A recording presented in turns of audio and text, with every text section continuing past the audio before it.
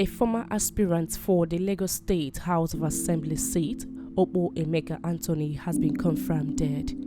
Okpo Anthony died on Wednesday despite not showing any sign of illness. Anthony had contested on the platform of Young Progressive Party (YPP) to become a member of the Lagos State House of Assembly Amuwo Odofin Constituency 1 in the 2019 general elections. The deceased until his demise was the special assistant to the chairman of the Delta State Football League Management Board. He was also an assistant coach at Delta Force Football Club in Asaba. Reacting to Anthony's exit on Thursday, Demola Olarewaju, a top member of the People's Democratic Party (PDP) in Lagos State, wrote on his Twitter handle, "Really sad to see that at Okpo Emeka is no more. I've been calling his number since I first saw the RIP tweet since morning.